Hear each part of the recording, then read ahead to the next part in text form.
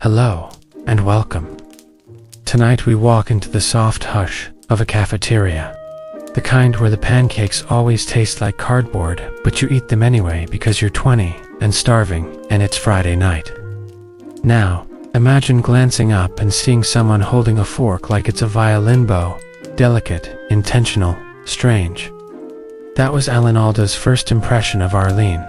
And if you think that's not a cosmic wink from the universe, you probably won't survive this love story.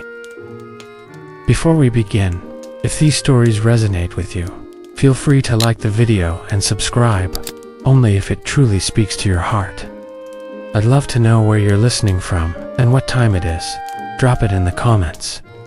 Let the room grow quiet, the lights grow soft, and together, we'll drift into this evening's story, slow and steady. You're Alan, a young actor with more ambition than sleep. It's 1956, and you're on a blind date in New York. Not with Arlene, by the way. She just happens to be across the table. But something sticks. You like her laugh. She doesn't fawn over you. You remember thinking, she seems like someone who's already herself. 1 week later, you're both at a dinner party. Someone drops a rum cake on the floor. You and Arlene, without a word, dive for it with spoons. That's it. That's the moment. Not a walk on the beach. Not candlelight. Just two people, face down in frosting, laughing like idiots. To this day, folks still wonder how marriages begin. Some say shared trauma. Others swear by compatibility quizzes. But here, it was rum cake. The historical footnote. That year, polio still stalked families. Arlene, a musician, was working at a hospital. She showed you how to visit people, not fix them. You didn't know yet, but you were watching your future wife teach you what kind of man to be. You're folding laundry on a Tuesday night. Yes, even Emmy winners have socks to match. Somewhere between a fitted sheet and a stubborn pillowcase corner, the washing machine thumps like a metronome to your life. Fame is loud, relentless. But home. Home is the quiet rhythm of cotton and patience. While MASH was exploding into living rooms across America, you were just trying to get the kids to eat broccoli. Arlene, never one to chase limelight, kept the household from floating off the ground. She read the reviews, sure, but only after you'd tossed them in the trash. Her interest was never in the applause. It was in you remembering to take out the compost. In 1972, you were in uniform on screen, cracking jokes through wartime chaos. Backstage, you were hauling groceries and writing letters home. Historians still debate whether fame erases marriages or magnifies them. But in your house, celebrity never had the final word. Arlene had a rule. No matter how big the day, someone still had to load the dishwasher. The quirky detail. Arlene once made you play Pictionary with the neighbors, just so you'd stop rewriting scripts in your head. And when you groaned, she handed you the marker and said, "Draw, hotshot." You drew a duck. It looked like a kidney. Everyone held. She reminded you that outside the studio, you weren't a director. You were a husband, a father, a man who once wore mismatched shoes to brunch because your daughter had hidden one as a joke. You wore them anyway, because honestly it felt right. And when the cameras wrapped, you came home not to silence, but to the same woman who never cared about your close-ups, only your closeness. You're driving an old station wagon up the New York Thruway, and Arlene's humming along to a Bach cantata, like it's pop radio. The kids are squabbling in the back, over an invisible line on the seat. You've just wrapped an intense filming schedule, but here, surrounded by juice boxes and crayon-smudged maps, you're not Captain Hawkeye. You're just Dad, and she's your co-pilot, forever steady on the wheel of your life. Fame has a way of making people float away from themselves. One day you're holding your own coat, and the next, someone's doing it for you. But Arlene, She insisted you carry your own coat, your own mistakes, your own heart. To this day, folks still wonder how you kept your head when Hollywood kept handing you crowns.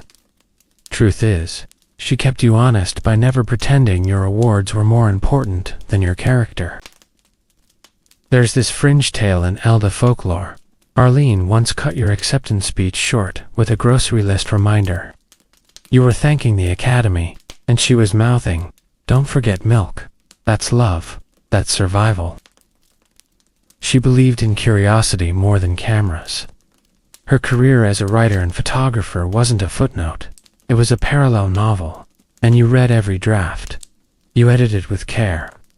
She shot portraits of trees and taught you to look at things with a lens that wasn't just cinematic, but compassionate. One day, she caught you staring at a maple leaf like it had dialogue. You both laughed until your stomachs hurt. It wasn't always neat. You fought, sure, but she'd rather argue over books than let resentment ferment. You once said, "Arlene and I don't think alike, but we think together." And when two minds think together for 50 years, that's more than marriage. That's survival gear. You're standing in a hospital hallway, not a film set, not a gala, not a glitzy backstage corridor with PR reps. This one smells like antiseptic and burnt coffee.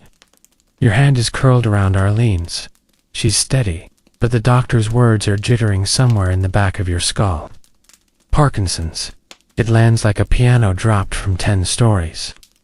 You brace, but she's the one who takes a breath and says, "We'll figure it out." That's the thing they don't tell you about vows. The in sickness part comes quietly, like fog creeping into your shoes. And it's in those moments, not the standing ovations, that you realize who's really in your corner. Arlene didn't flinch. She started researching, scheduling, organizing life with a grace that made spreadsheets feel like love letters. To this day, historians still debate whether Hollywood marriages can survive authenticity. Most fail not from storms, but from erosion, gradual, invisible, forgetting. But you, too, you remembered. You remembered dinner conversations, remembered birthdays, remembered each other's quirks like sacred lines in a shared script. There's a lesser-known story from your kitchen. Parkinson's had begun to twist your handwriting, and she bought you a whiteboard, wrote you messages like, "I'm proud of you, and you're still hilarious." That's marriage's art form. No applause, just daily reinforcement. A fringe tidbit floats out of the family archive. On your toughest day, she made you read one of her early short stories aloud. You struggled. She corrected your pronunciation twice, and then said, "You're getting better." She wasn't lying. She was loving. You, once the most recognizable face on TV, now often sit quietly beside her at home, your hands resting between hers. No makeup, no marks, just partnership. And she's still the only critic you care about. By now, the red carpet feels 1,000 miles behind you. The spotlights, the speeches, the chatter of casting rooms, they all dissolve into background noise when you're folding laundry with Arlene on a Wednesday afternoon. You never thought you'd measure a life by shared errands and inside jokes, but here you are. And you wouldn't trade it for all the Emmys in the world. She still corrects your grammar. You still leave cabinet doors open. The dog still hates the vacuum. And somehow, in that ordinary rhythm, you found the kind of peace no stage ever gave you. There's no press junket for this kind of love. No award ceremony for sticking around. But maybe there should be. To this day, folks still wonder whether it's luck or effort that keeps couples like you two going. Whether staying married is a miracle or a muscle. But watching you and Arlene, it's clear. It's both. You showed up every day. You listened. You laughed. You held space. You gave each other room to grow without fear of being left behind. A mainstream fact slips in here. Of all the MASH's cast members, you're the one who stayed married through the wild rise and quiet fall of primetime TV. Not because you avoided temptation, but because you knew who your anchor was.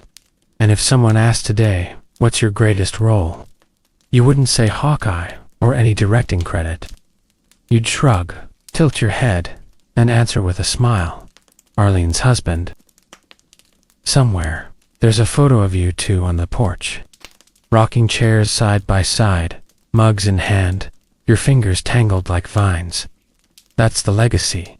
That's the plot twist no one saw coming. That's survival.